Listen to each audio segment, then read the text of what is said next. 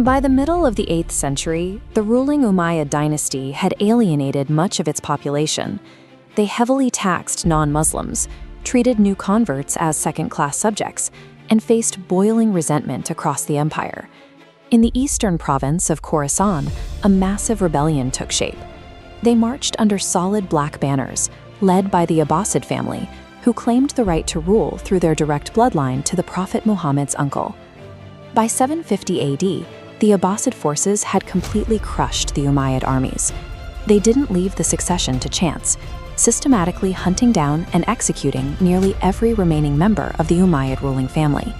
The Abbasids had completely dismantled the existing political structure.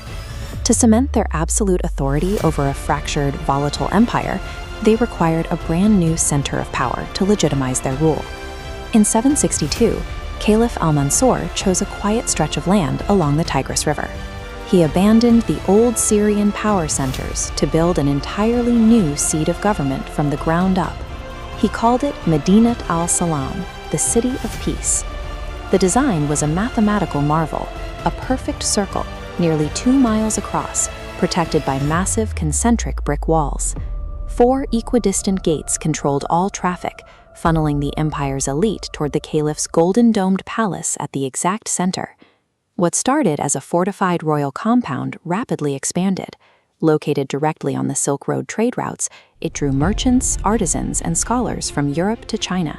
Within decades, it swelled into a sprawling metropolis of over 1 million residents. By placing the palace at the convergence of every city radius, the caliph became the literal and administrative center of the world. This geometry allowed a single ruler to oversee the entire bureaucracy from a single point, projecting an image of absolute, centralized control that the older, sprawling capitals lacked. By the reign of Harun al-Rashid, Baghdad was overflowing with Silk Road wealth. Crucially, the empire adopted a technology from China: papermaking. Cheap, mass-produced paper made bookbinding far easier and more accessible than using expensive parchment. This surplus of wealth and paper culminated in the creation of the Bait al-Hikmah, or the House of Wisdom. It was a massive state-sponsored library and academy, built to serve as the intellectual engine of the entire empire. Scholars gathered here to hunt down the classical works of Greece, Persia, and India. They translated the writings of Aristotle, Galen, and Ptolemy into Arabic, saving countless texts from being lost to history. These translations served as the raw material for original discovery. Using Greek geometry as a baseline, scholars like al-Khwarizmi developed the logic of algebra, while astronomers built highly complex models to map the movements of the stars. To navigate this physical world, they engineered intricate tools. They crafted brass astrolabes with layered rotating plates that allowed navigators to calculate time and position based on the altitude of the sun and stars. While the neighboring Byzantine Empire was struggling to preserve its borders, Baghdad was actively archiving and expanding the world's collective knowledge. The Abbasids had successfully transitioned from a conquering tribe into the world's primary center for scientific research. But the serene academic environment inside the House of Wisdom masked a deteriorating state. Far from the capital, regional governors began ignoring Baghdad's orders and carving out their own independent dynasties. Within the royal family, brothers fought brutal civil wars over the throne. These succession crises drained the imperial treasury and exhausted the traditional Arab armies. To shore up their military strength, the caliphs made a critical calculation.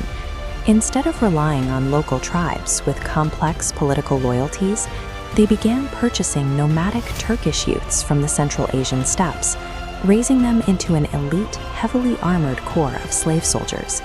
These new commanders quickly realized they held the actual physical power.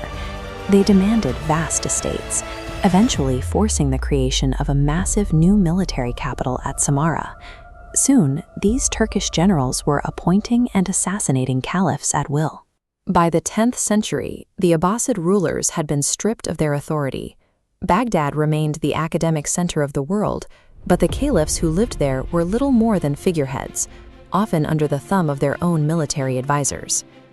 In 1258, a threat arrived from the eastern steppes that Baghdad's weakened military could not repel: The Mongol Empire, commanded by Hulagu Khan, marched hundreds of thousands of troops into Iraq. Hulagu demanded the immediate surrender of the city. The final Abbasid Caliph, al-Mustasim, refused, mistakenly trusting in Baghdad's legendary walls and his own religious prestige to protect him. The Mongols were masters of siege warfare. They surrounded Baghdad with a massive palisade, bombarded the walls with catapults, and deployed pontoon boats across the Tigris to cut off any chance of escape. Within weeks, the city's defenses collapsed. Once the Mongols poured into the streets, the slaughter was absolute. For weeks, Hulagu's forces systematically looted the capital, killing tens of thousands of civilians and leaving the once impregnable city of peace in ruins. The physical destruction of Baghdad extinguished the Abbasid Caliphate. 5 centuries of unbroken dynastic rule ended in a matter of days. The Mongol forces did not spare the House of Wisdom.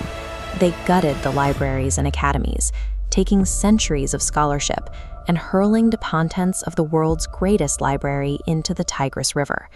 Chilling accounts claim the river ran black with the ink of destroyed books. As for the Caliph, Mongol superstition forbade the spilling of royal blood on the earth, so he was rolled inside a carpet and trampled to death by horses. But while the physical texts were lost, the knowledge contained within them had already escaped. Decades of trade and interaction had spread Abbasid mathematics, medicine, and astronomy across the borders of the empire. These ideas filtered into North Africa and across the Mediterranean. The Latin translations of Arabic scholars eventually provided the intellectual bedrock for the European Renaissance. The circular walls of Baghdad were torn down, and the Abbasid Empire faded into history. But the intellectual architecture they built survived the ashes to serve as the foundation of the modern world.